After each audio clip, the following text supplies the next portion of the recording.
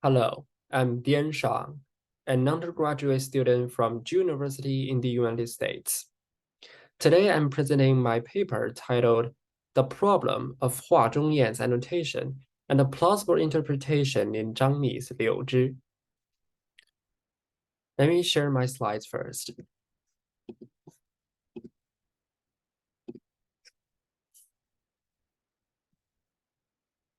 Well, one of the most famous quotes of the Chinese literati says that the first work or the first collection that you use to practice your poetic education really matters.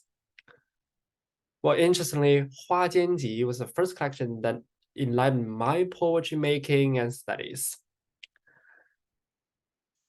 But the fact is that scholars didn't pay attention to annotating Hua Jianji since the rhetoric and the utterances are nothing complex.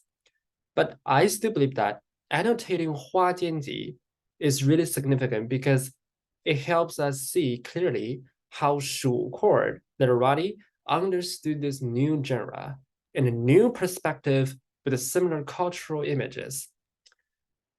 So I found that Hua Zhongyan's annotation of songs among the flowers greatly influences the study of Hua Jianzi.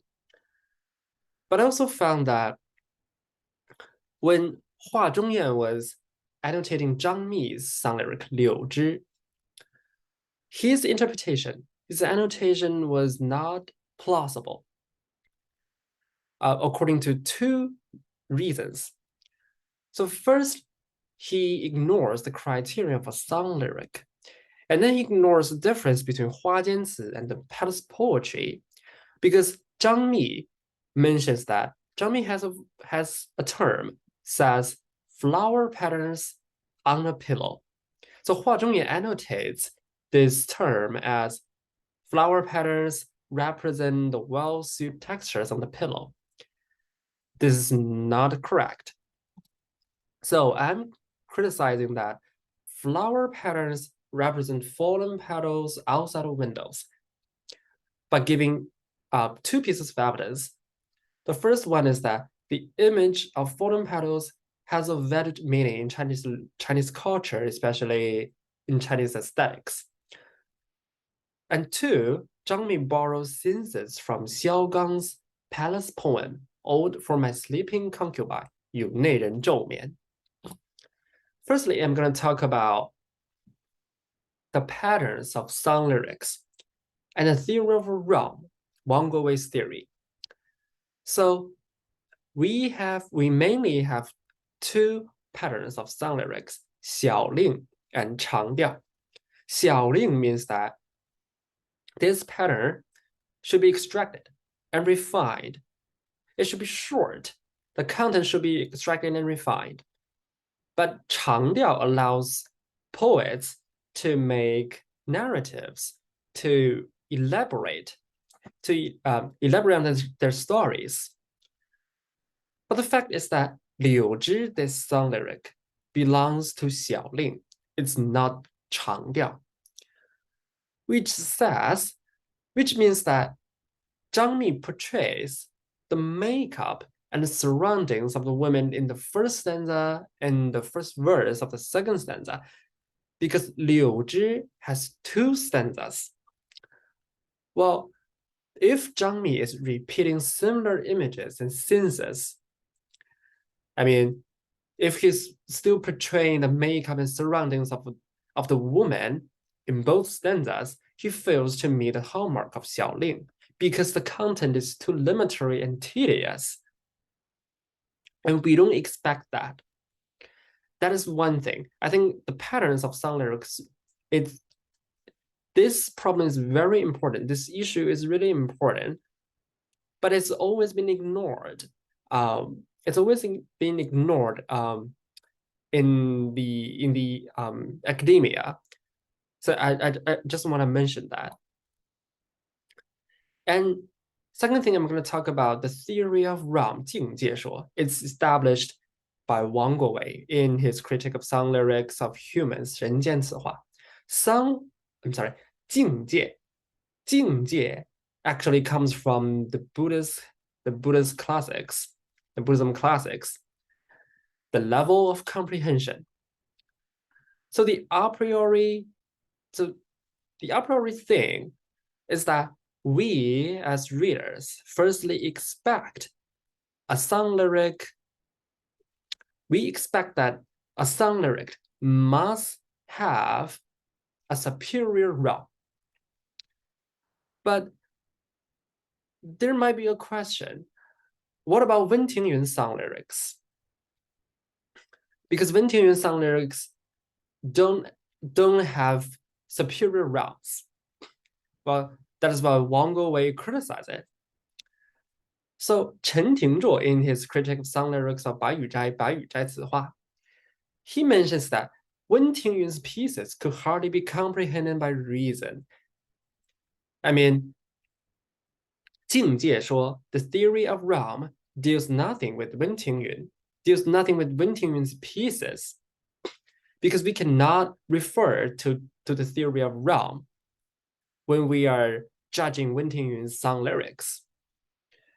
But actually, Zhang Mi's Liu Zhi, this song lyric has an apparent meaning. It has an apparent content, which means that we can refer to Jing Jie, we can refer to the theory of realm. We automatically refer to Jing Jie. So if Zhang Mi merely emphasizes the woman too much, if he only focuses on the woman, the surroundings of the woman, the chamber of this woman, the realm would be inferior. He will not have the superior realm. And that is not what we expect. Well, next I'm going to talk about why fallen petals.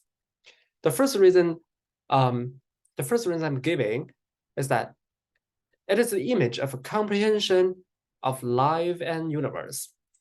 So Chinese aesthetics, actually, it observes the essence from Zen Buddhism, and then it turns out to be tranquility and stillness beyond space and time. So fallen petals actually represent the evanescence of life and the eternity of the universe. I think that is a contradiction within the consistency. So I'm using an example of Du Fu's poem Qu Jiang.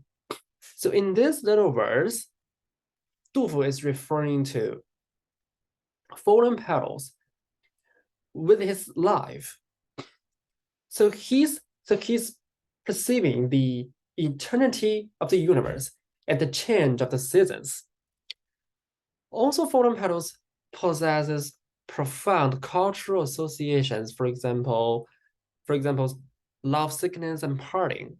So I use Yan Ji Dao's song lyric Lin Jiang Xian.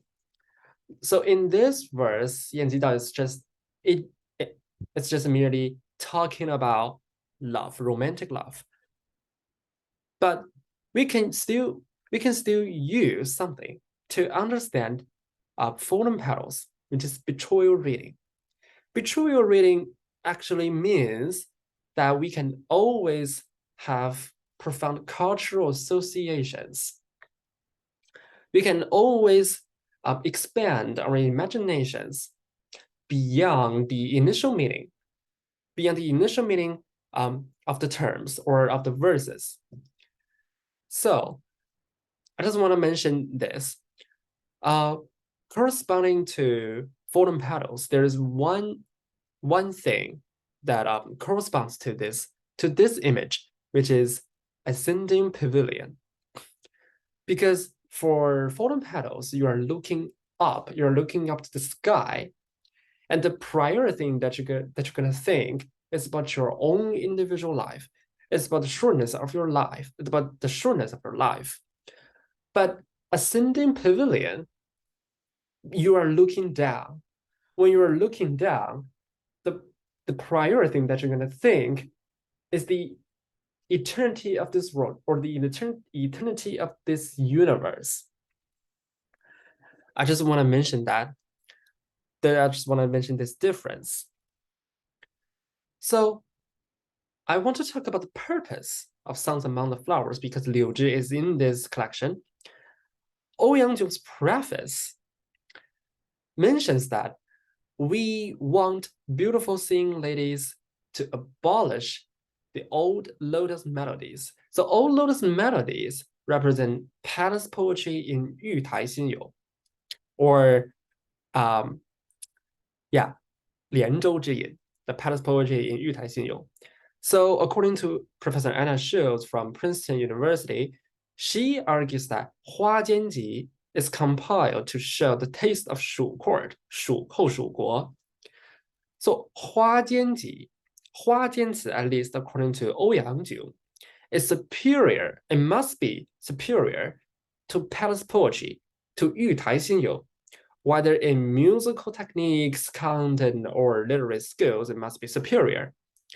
So Ouyangjiu would not collect Zhang Mi's Liu Zhi if it failed to meet the criterion. So which means that Liu Zhi has to be different from palace poetry. And my second evidence is that Zhang Mi borrows image from Xiaogang's palace poem Ode for My Sleeping Concubine. Even though Ouyangjiu states that Hua Jianji makes big improvements or make new purposes upon Yu Tai Xinyu, he still shows great respect for Xu Ling's preface of Yu Tai Xinyu, and he admits that Hua Jianji originates from Yu Tai Xinyu, from palace poetry. Actually, it means that Hua Jianji and Yu Tai Xinyu, they share common grounds. Actually, the relationship between them is just like parent and child. So I found that Zhang Mi replicates Xiaogang's palace poem. Zhang Mi's verse says, "Rosy cheek uncovers the flower patterns on the pillow, only a little." While Xiaogang's verse says, "Her flowery smile emerges from the dream. Her soft, cloud-like hair covers the fallen petals." How similar these verses are that you can see. Well, but I'm not saying that Zhang Mi and Xiaogang are delivering the same content because in the end of Xiaogang's verse, actually that's too narrow because he talks about the lover. He talks about the lover of this beautiful woman, and that's too narrow to even possible to have cultural associations or betrayal reading. Well, which means that that's the typical feature of palace poetry because we never expect cultural associations in palace poetry. But Zhang Mi's ending is open wide, which allows us to think further and imagine further. That's the feature of Hua Jianzi because we have so much research about like women's studies in Hua Jianji. So in the conclusion, I firstly criticized Hua Zhongyan's problems, which are actually he ignores the criterion of song lyric. And then I mentioned the theory of realm. And then he ignores the distinctions between Hua Jianzi and palace poetry, 宫体诗. So my critique is that my new interpretation actually is that flower patterns actually represent fallen petals for two reasons. Fallen petals contain cultural associations that arouse the profound comprehension of life and the universe. That's one thing. And the second thing is that Zhang Mi actually he replicates to Xiaogang's palace poem Ode for My Sleeping Concubine, which directly mentions fallen petals. I mean, in Xiaogang's verse. But I believe that there might be more possible interpretations according to this term. So maybe we need some like further thinkings. Yeah. And thank you very much for watching.